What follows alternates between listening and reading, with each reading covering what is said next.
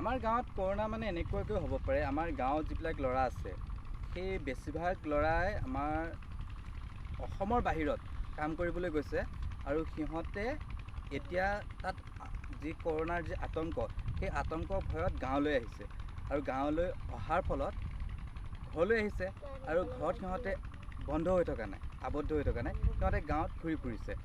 আৰু তেনে ল'ৰা দেখিলে সিহঁতৰ পৰা আঁতৰি থকাটো ভাল, কাৰণ সিহঁতৰ পৰা ভাইৰাছটো যদি সিহঁতৰ গাত থাকে তেনেহ'লে সিহঁতৰ লগত যদি আমি কথা বতৰা পাতিম তেতিয়া সিহঁতৰ পৰা ভাইৰাছটো আমাৰ ঘৰলৈ আহিব।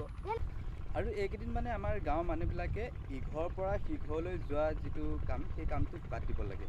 আৰু আমাৰ আইতাহঁতে, জেঠাইহঁতে, পেহীহঁতে মানে ওচৰৰ পৰা সিজনে মানে তামোল খাবলৈ যায়, এই কাৰ্যটো বেয়া। মানে এইকেইদিন অন্ততঃ 21 দিনলৈ আমি ইঘৰৰ পৰা সিঘৰলৈ যোৱাটো মানে সম্পূৰ্ণ।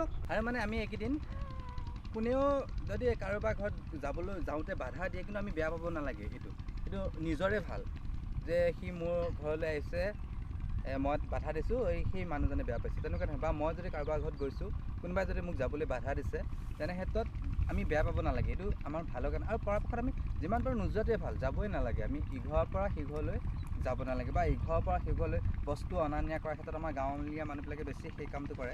ইঘৰৰ পৰা সিঘৰলৈ বস্তু অনা নিয়া, সেই কামটো যাতে আমি নকৰোঁ, মানে আমাৰ সাৱধানতাৰ। আৰু এই বেমাৰটো 14 দিনৰ পিছতহে মানে এই ভাইৰাছটোৱে তাৰ লক্ষণবিলাক দেখা দিয়ে। গতিকে আমি যিমান পাৰোঁ আমি সকলোৱে 14 দিনলৈকে ঘৰৰ ভিতৰতে থকাটো ভাল। তথাপিও আমাৰ প্ৰধানমন্ত্ৰীয়ে 21 দিন দিছে, গতিকে যিমান বেছি দিন আমি ঘৰৰ ভিতৰত থাকোঁ আমাৰ নিজৰ কাৰণে